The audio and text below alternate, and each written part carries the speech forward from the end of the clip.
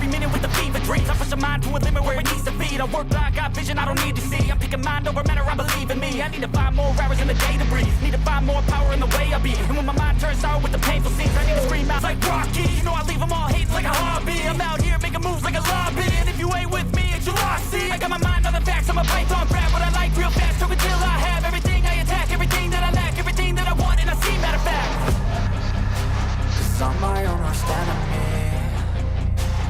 Only if I let it be. A lot of speed. He warming up. We're now. sparring. That's what we need. We're sparring. Warm up.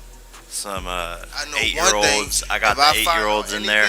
If I find out anything, I'm gonna beat your ass and I'm gonna beat Jaden on Love ass. On my mama, I'm gonna beat both of y'all ass. On my mama. And he laughing. He know. He laughing. What are you talking about? What does he have to do with this? Let anything. You know what I'm talking about. Let anything. Nah, I don't have to say it right now. Don't worry about it. I don't gotta say it up here. Let anything happen, and I'ma show you and him.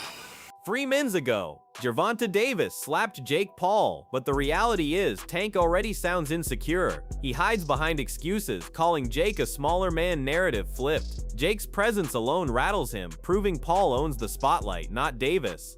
For real. What I want to say is, if you beat Tank, you know, people are going to say you beat a smaller man. So what's the victory here? Honestly, people always have something to say. It's old news. And when Jake fired back, he exposed just how fragile Tank's defense really is. Jake Paul came out swinging, confident, ruthless, and focused. He's not just promising a knockout, he's breaking down Tank's fragile defense with receipts. If Lamont Roach exposed Davis, imagine what a bigger, stronger Jake will do. This isn't hype, it's karma incoming. Honestly, yeah, I'm gonna knock him out. You know, he has a lot of flaws in his defense, and I'm gonna expose him. You know, look what a 135 Lamont Roach did to him, and it's just gonna be so much fun for me. I'm so glad that God gave me this moment. I'm Gervonta Tank Davis's karmic retribution.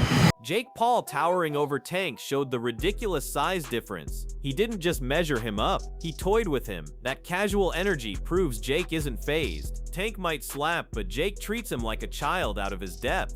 Jake Paul, who was being, you know, measuring him up and going down to his height, and it was all very peculiar in my view. Like he really wasn't taking it seriously. He had, you mentioned there he was sort of sizing him up, but he did more than that. And when Tank finally spoke, even his own words revealed nerves about Jake's size and power. Listen closely, Tank admits what scares him. Jake's power, reach, size. That's not confidence, that's concern. A smaller man never talks like that unless he knows he's outgunned. Jake hasn't even touched him yet, and already Tank's mind is cracking. What concerned me, his power. Gotta test his power. Gotta test his just everything, to be honest. I never been in the ring with Jake, so I could say a lot, but when it comes down to November the 14th, you know, I gotta be in there with him. I gotta be able to, you know, his arm reach, his size, his power, you know, the way he moving and things like that. I just gotta adapt. Gareth A. Davis called it a freak show, and it is, but one that benefits Jake. Tank's stock has already dropped after shaky performances, while Jake's aura keeps growing. Pound for pound lists mean nothing when fans doubt you, and Tank looks exposed. To what Jake Paul's doing, and I think he's getting very close to the bone with this one, because it doesn't really work. It's the biggest freak show so far. Like you say, Gervonta is not in everybody's list, but he's there or thereabouts in the pound for pound list. I mean, since the Lamont Roach fight, people have been down on him a little bit more. You know, a lot of people thought he might have lost that fight, you know. And Eddie Hearn summed it up even sharper, pointing at the sheer absurdity of this mismatch. Eddie Hearn nailed it. A cruiserweight versus a lightweight. The sheer physicality favors Jake, making Tank look like a kid jumping into the deep end. Jake's size, strength, and power make this more than bizarre. It makes it dangerous for Tank's reputation. Now, you've gone from a 250-pound world heavyweight champion to 135-pound, 5'6". I mean, it's bizarre. You know, you've got a cruiserweight fighting a lightweight. And even the Mayweather camp admitted the size gap is beyond belief. Even Jeff Mayweather sounded baffled. Jake at 200+ pounds against Tank at 150 max. That's not competition, that's a demolition setup. Exhibition or not, fans see the truth. Jake is simply too big, too strong, and Tank looks like prey. It's kind of weird because Jake Paul is extremely bigger than Tank, and I mean, but with it being a exhibition, it makes sense. It's fine. He got a big name that he's going to be fighting, but I mean, it really makes no sense because he's going to be weighing over 200 and some pounds. Tank's going to probably be weighing maybe at the most 147, 150. So I don't even understand why the fight is happening. And Tank tried saving face by saying the fight would be exciting, but his words gave away the nerves. Tank calls it exciting and talks about family, but where's the confidence? Jake talks knockouts, Tank talks numbers. That's the difference. When fighters focus on paydays instead of punch stats, you know they're already beaten mentally. Jake is here to dominate. Again, this fight gonna be exciting. I feel as though it's gonna be it's gonna do a lot of numbers. Again, we two guys from different worlds that's still on the same that one goal, and that's to make sure our family, our kids, and everything. Joe Rogan breaking down Tank's style only highlights why Jake Paul is the real threat here. Tank waits, throws little, and relies on that one big shot. But against a naturally bigger, stronger man like Jake, that trap won't work. Jake doesn't need to wait. He can bully Tank with size, power, and pressure, leaving no room for those setups. Rogan's analysis proves Tank's game is smoke and mirrors when the opponent isn't scared. Jake's not just unafraid, he's hungry to expose Tank's limitations in front of the world. The fear factor that fuels Tank won't exist against Paul. Yeah, he sets traps and he's got ridiculous one-punch knockout power too. He's just such an interesting fighter because his style is so different from everybody else. He's so conservative in the early rounds, throws so few punches, and he lets you work. He lets you work, and you're backing up, and you're always afraid of that power, and he's just moving in, trying to find that opening where he just gets in there on you. That face-off told the story. Jake Paul locked eyes with Gervonta Davis and didn't blink, didn't flinch, didn't give an inch. Tank, used to intimidating smaller men, suddenly looked out of his element. This wasn't a lightweight he could bully. This was a bigger man daring him to prove himself. Body language never lies, and Jake's composure screamed dominance. In that heated moment, fans saw the mental edge swing Jake's way. For all Tank's talk of power and traps, he looked like a man searching for comfort. Jake's icy stare was a preview of the control he'll carry into the ring.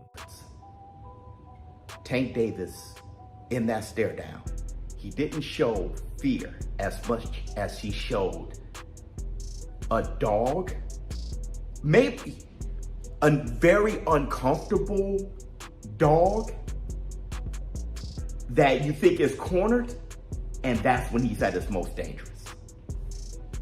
I know. And when fans talk about the matchup itself, most agree it's shaping up to be an amazing fight. Everyone can feel it. Jake Paul versus Gervonta Davis is bigger than boxing. It's a clash of two worlds. The YouTube star who turned himself into a legitimate fighter against a lightweight who's made his career bullying smaller names. The hype is real because Jake isn't coming as a sideshow. He's coming to win. That mix of star power, size, and confidence makes this fight more than amazing. It makes it dangerous for Tank's reputation. If Jake wins, he shocks the sport forever. If Tank scrapes by, he still looks diminished. Either way, Jake Paul walks out with momentum. Boxing has gone too far. Jake Paul is taking on Gervonta Tank Davis in an exhibition bout this November. The fight will be taking place in Atlanta between the cruiserweight and the 135-pounder, nearly a 100-pound difference between the two guys. This is absolutely insane. Let me know what you guys think about this in the comments down below. Eddie Hearn laid it bare. Tank's schedule is messy, and Jake Paul is the real obstacle. Talks of rematches and Shakur Stevenson mean nothing if Jake derails him first. That November fight is the one everyone's watching because Jake isn't just a payday, he's a problem. Unlike Lamont Roach, who pushed Tank close, Jake brings the kind of size and strength that could embarrass him. Eddie knows it. If Tank loses here, the aura's gone, the rematch talk fades, and the excuses start piling up. Jake Paul is the X factor threatening to flip Tank's carefully managed career upside down overnight. What's the rematch? Lamont Roach.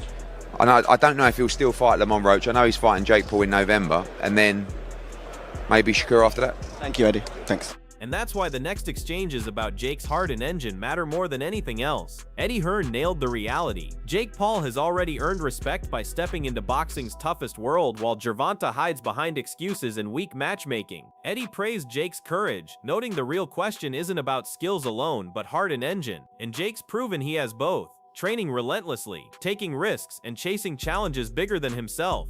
Tank, on the other hand, isn't even showing up. His aura has slipped, his fights lack spark, and fans know it. This is why the Jake Paul fight matters. It's not Tank testing Jake, it's Jake testing Tank's spirit. If Jake passes, Tank's legacy crumbles. I just don't think he's going to be as good as me in boxing. Like if I went into MMA, I don't think I'd be as good as him. But that's just my beliefs and my confidence. But I invite that. And you're never going to hear me talk badly about him because I like the guy. But I'm very excited by the challenge. And I think it's great that he's coming into boxing. Let's see if he's got the heart and the engine for it. Jake Paul and Tank doesn't seem to be happening.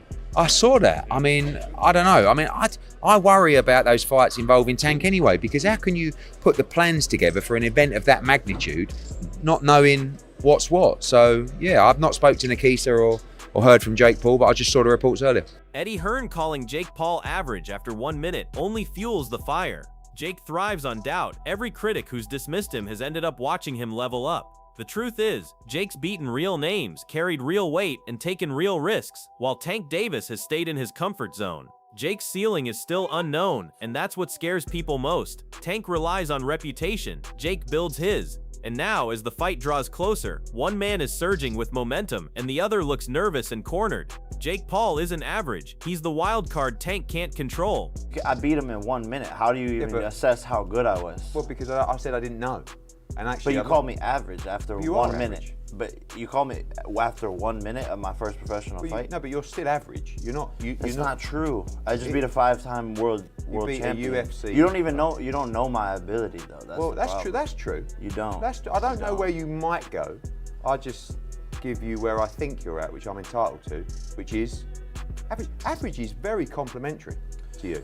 The face-off told the truth. Gervonta Davis can slap Jake Paul all he wants, but actions like that only expose insecurity. Jake stood tall, unfazed, proving that he owns the psychological edge heading into this clash. This isn't Tank bullying smaller names anymore. This is him staring down a bigger, stronger fighter who refuses to back away. The size gap, the confidence gap, the momentum all lean Jake's way. If Paul wins, he shakes the entire sport to its core, proving that boxing's old guard can no longer ignore him. If Tank barely scrapes through, his reputation still takes a hit because the world already sees the cracks. Jake Paul is here as a disruptor, a man who thrives when underestimated, while Tank looks like a champion scrambling to protect a fragile crown. The fight isn't just about belts or money, it's about who has the heart to dominate under the lights. So tell us, are you riding with Jake Paul's fearless rise or clinging to Tank Davis's shaky pride? Drop your thoughts below.